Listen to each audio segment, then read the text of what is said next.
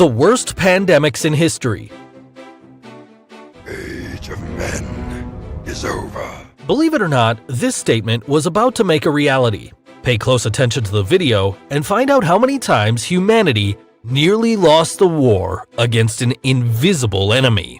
Before starting, keep in mind that a disease becomes a pandemic when it affects more than one continent, whereas an epidemic occurs when it affects a specific geographic area. Alright then, the first pandemic is Antonine Plague. The great Roman Empire had control of almost the whole world, but nothing devastated it more than the Antonine Plague. Although the health status of Rome was the best in the world at that time, and also had Greek scientific medicine, nothing prepared it to contain the virus. This pandemic started in the east and spread across Rome when the co-emperor Lucio Vero returned from a military campaign. The Antonine Plague took out the lives of 2,000 Romans per day. The symptoms of this terrible disease were fever, diarrhea, swollen throat, and rash. They always got the impression that it was most likely smallpox or measles, but nothing has been confirmed. The consequences were serious for the empire, as it lost military and manpower. It's estimated that about 5 million people passed away due to this plague between 165 and 180 CE, which represented 10% of the entire empire. Plague of Justinian. Nothing struck the Byzantine Empire that hard like the Justinian's plague between 541 and 543 CE. This pandemic started in Africa and moved on to Egypt. It arrived in Constantinople from the port of Alexandria, transmitted by the Black Rat. The plague was named after the Roman Emperor Justinian I, who ruled the Byzantine Empire by then. The early symptoms were high fever and swellings in the mouth and throat, but after 9 days, rashes, which could lead to pustules, appeared. In 2013, scientists confirmed that the bacillus named Yersinia pestis caused the plague, the same bacillus that caused the Black Death centuries later. Although it's been so long and knowing the exact number is difficult, it's estimated that about 25 million people perished from this disease. Definitely a greater number than any of the fatalities caused by war at that time. The Black Death. If the human being was ever close to becoming extinct, for sure, it was when the Black Death reigned on Earth. The plague is thought to have originated in Asia by trading ships. When Mongolians attacked Kaffa, a Genoese colony in Crimea, they infected their citizens. For that reason, in late 1347, Genoese people fled to Italy, ignoring that in their ships, the black rats and fleas, inflicted with the bacillus named Yersinia pestis, would spread the plague to the rest of Europe. The symptoms are high fever, coughing up blood, and swollen lymph nodes. The Black Death devastated the most fragile communities in Europe, but monarchies weren't saved either, since both King Alfonso XI of Castile and Queen Margaret I of Denmark succumbed to the disease. For 8 years, Europe was stricken with this invisible enemy that wiped out between 30 and 60% of its population, plus the millions of losses in Africa and Asia. This plague took the lives of 75 million people in total. I'm sure that when I mentioned this disease, doctors in their horror dress walking in the fog came to your mind. But actually, they showed up to treat the plague outbreaks in the 17th century when the lethality was lesser. Humanity dodged a bullet at that time, and today, the disease has been eradicated. Smallpox. The world wasn't prepared for the first outbreak of smallpox. People had only their faith to recover from any malady, and the smallpox was a divine punishment. This disease was caused by the variola virus, which infects only humans.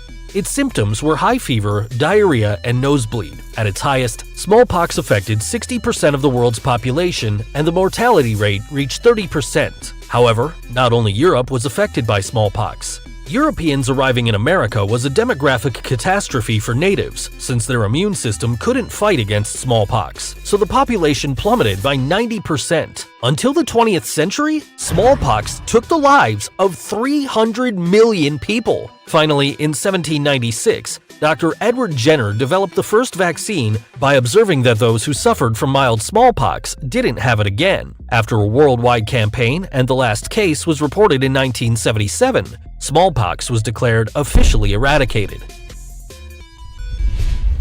Cholera.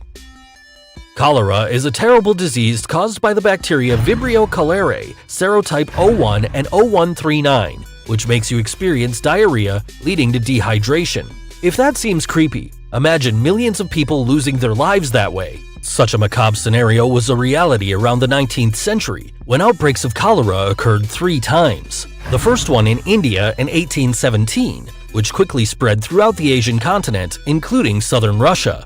The second one started in 1829 in Persia and then spread to the rest of the Middle East, and together with the Polish soldiers go to the west, expanding into the rest of Europe until it finally got to North America.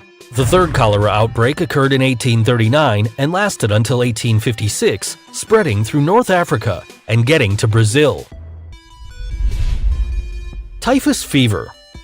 Although it's a treatable disease today, in the past, typhus fever was a one-way ticket to the cemetery. It's caused by several species of bacteria rickettsia, usually transmitted by arthropods such as fleas or ticks. Currently, there are few cases in Southeast Asia, Japan, and Northern Australia, but the disease was once widespread throughout Europe and Asia. People suffering from typhus fever have rushes, cough, muscle pain, and delirium.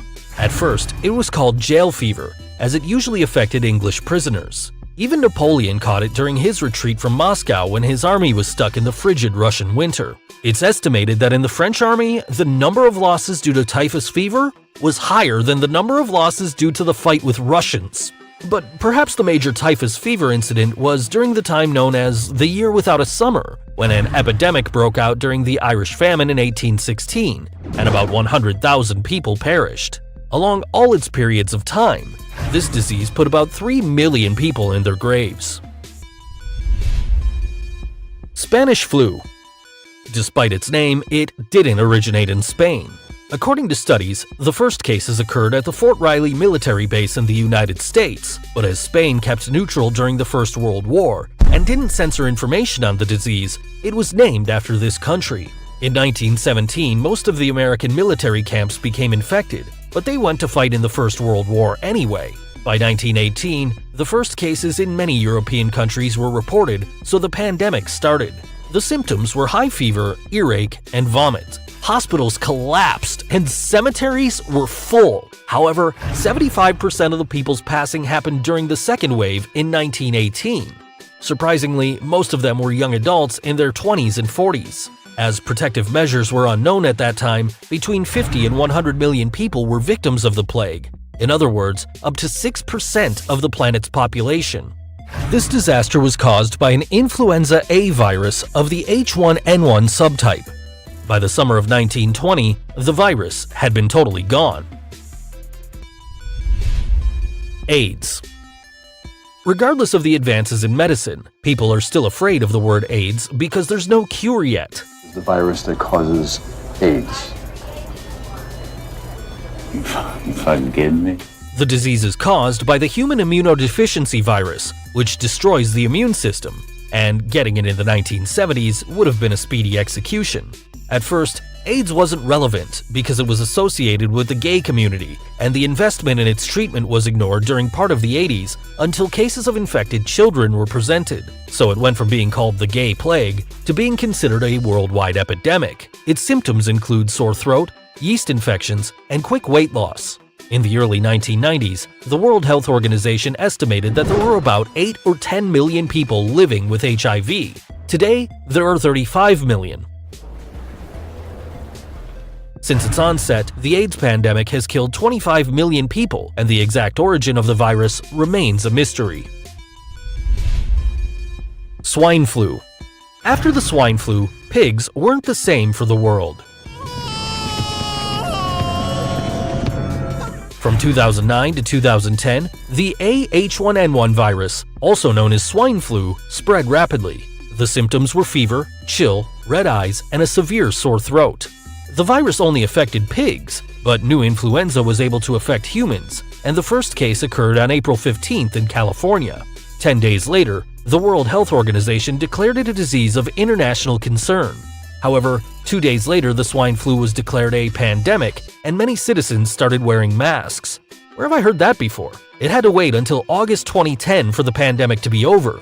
Despite the spread of the disease, mortality was low, only 150,000 to 575,000 victims. It's time to talk about the pandemic that makes people be on the lookout. COVID-19. No doubt, the coronavirus has been the pandemic with the widest media coverage.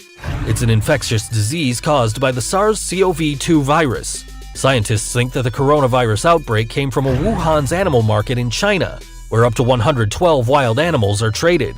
World Health Organization's representatives have said that the main source of the coronavirus is most likely bats. To prevent it from spreading to the rest of the country, China's authorities shut down the city, so people were on lockdown. However, it was too late for the rest of the world. In January 2020, outbreaks of the infection occurred in both Europe and the United States, and in March, also in South America and Africa. If you become infected, you would have a sore throat, fever, and breathing difficulties. But remember, don't decide on self-medication and contact your authorities. As of April, more than 1 million cases of coronavirus were reported worldwide, resulting in more than 51,000 lives lost. The disease definitely caught the entire world off guard. In spite of everything, the human being was able to survive and move forward. These won't be the only pandemics. Society